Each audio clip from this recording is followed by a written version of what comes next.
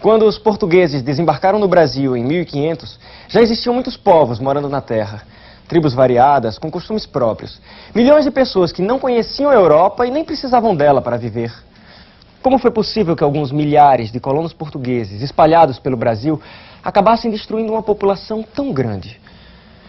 Veja, a seguir, como o processo de colonização conseguiu exterminar culturas muito antigas e bem adaptadas às condições brasileiras.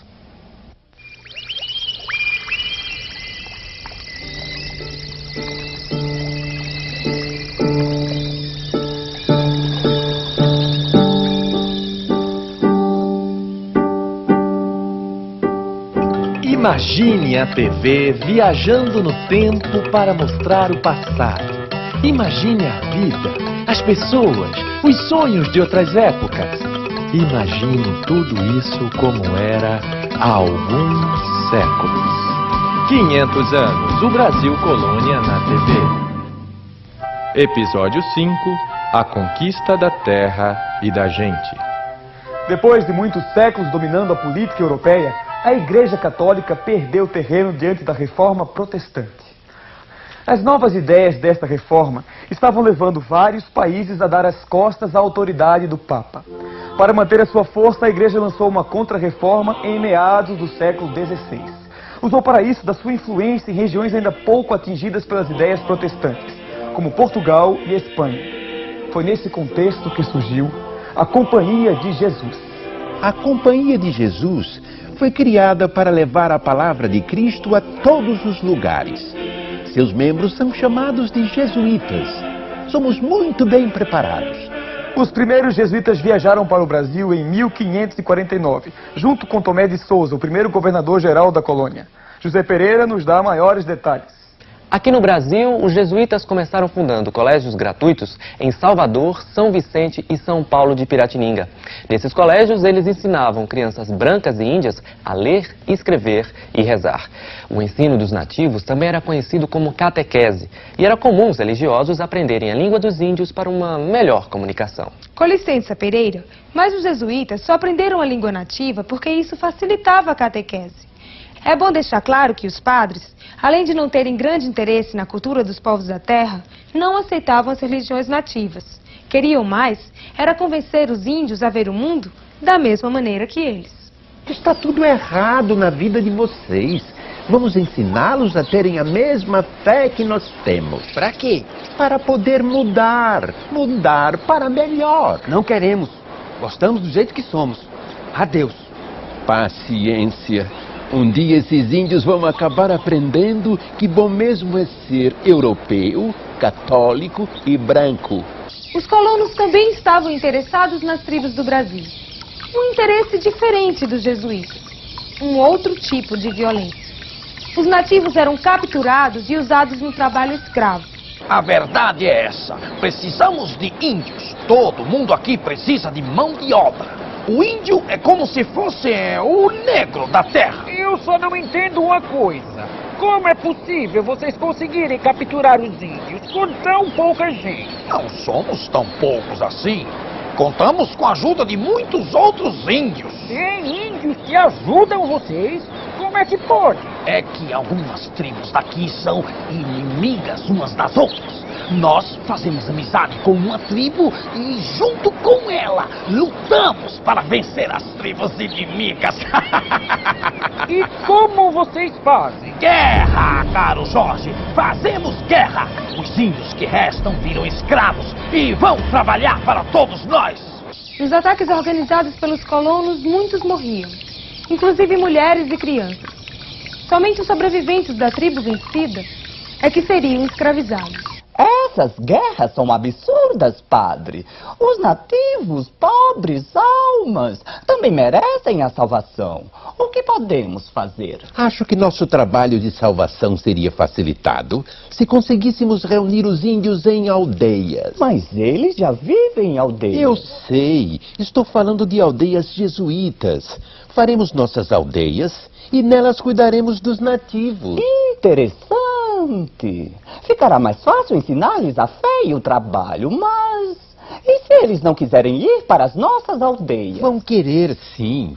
E os que não quiserem, paciência. Se querem sofrer nas guerras, que sofram.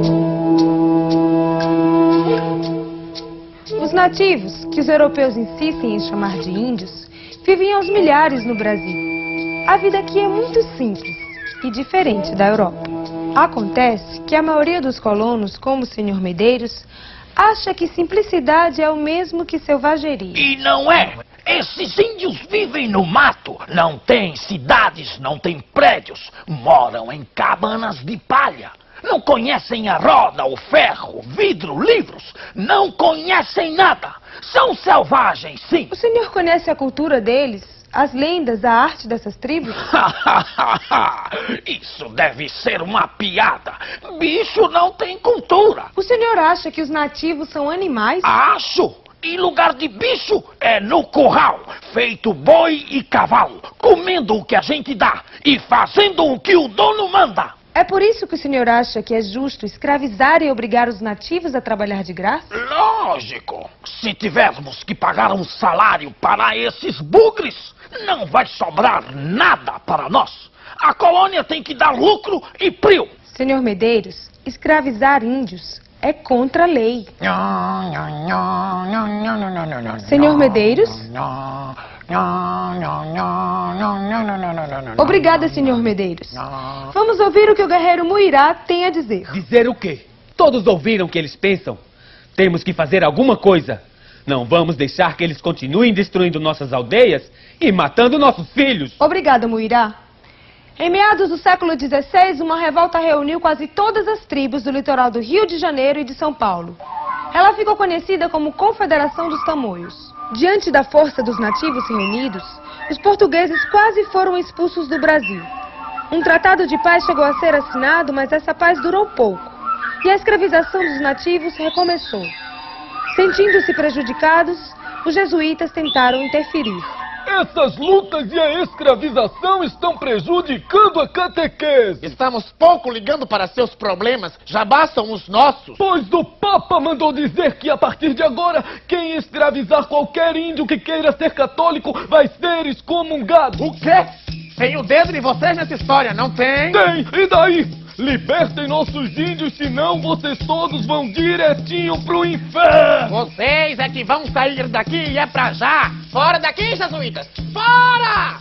Alguns anos depois, os jesuítas tentam uma nova experiência junto aos índios. Na região do Rio Paraná, os padres administram as missões ou reduções, comunidades agrícolas que estão rendendo ótimos resultados. Todos nós aprendemos a falar a língua deles, o Guarani. Apresentamos peças de teatro, contamos histórias, ensinamos algumas músicas, tudo com temas da Bíblia. Se os índios gostam, eles adoram. São meio desconfiados, é verdade, mas acabam ficando e trabalhando conosco. Estou aqui há 10 anos. Devia trazer sua tribo para cá também. Não, preferimos ficar olhando de longe. Mas a missão é um bom lugar. Os jesuítas nos ensinam artesanato e como cuidar melhor da terra. Não sei, esse jeito deles é tão diferente do nosso. Pode ser, mas que outra escolha vocês têm? Viver fugindo pelos matos, lutar com os bandeirantes ou acabar como escravos? Eu escolhi a missão, achei melhor ficar aqui. Os bandeirantes eram grupos de homens que viajavam pelo interior do Brasil. Buscavam ouro, pedras preciosas e, principalmente, índios, que seriam usados no trabalho escravo. Por este motivo, o sucesso das missões jesuítas acabou despertando o interesse daqueles homens. Os bugres estão produzindo muito nas missões. Eu soube dessa história. Os danados já sabem fazer móveis e até construir casas de tijolos. Se eles fossem nossos escravos, já imaginou que beleza? Quanta coisa esses índios não fariam por nós. Os jesuítas não vão deixar que escravizemos os bugres, amigo. Deixar? Quem falou em pedir? Vamos tomar esses índios para nós, sim. Sabia que as missões jesuítas estão proibidas de ter armas? Sabia, mas eles são muitos. E daí? Nós temos armas, eles não. Mas... Nada demais, meu amigo. Está na hora de atacar essas missões. Vamos capturar muitos índios para cuidar do que é nosso. As missões da região do Rio Paraná começaram a ser atacadas com muita violência. Os guaranis, apavorados, fugiram para o mato. Milhares de índios foram aprisionados. Tudo isso prejudicou o trabalho dos jesuítas, obrigando as missões a se deslocarem cada vez mais para o sul. Somos padres, mas temos prática militar. Ensinamos o que podemos aos índios que ficaram. O problema é que os inimigos têm armas de fogo e nós só podemos usar arcos, flechas e lanças. Finalmente, em 1640, o rei da Espanha autorizou os missioneiros a usarem armas, permitindo que a luta ficasse equilibrada. Um momento, temos notícias de nossa correspondente ameríndia. Tainá, é com você.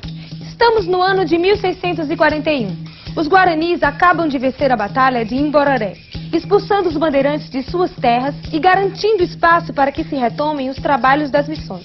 Agora temos um exército armado para nos defender dos ataques. Defenderemos nossas terras. Faremos o nosso trabalho melhor do que antes.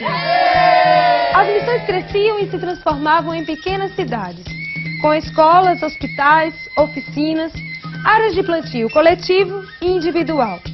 Algumas missões tinham até professores de música, pintura e escultura. Sou cristão e sou livre. Aqui na missão eu posso cuidar do que é meu e do que é de todos. Temos de tudo. Trigo, milho, feijão, erva mate, frutas, legumes. O rei de Espanha está muito feliz com os impostos que pagamos. O Papa também, graças aos nativos que convertemos. Podemos dizer que as missões se transformaram num sucesso religioso, social e econômico. Notícia extraordinária. A assinatura do Tratado de Madrid entre Portugal e Espanha exige a nova marcação de terras na região das missões jesuítas. Vale explicar que o território onde estavam as missões foi alvo de muitas disputas entre Portugal e Espanha. Com a assinatura do Tratado de Madrid, as missões seriam obrigadas a se deslocarem mais uma vez, após quase 100 anos de permanência na região. Mas desta vez, os guaranis não pensavam em fugir dali.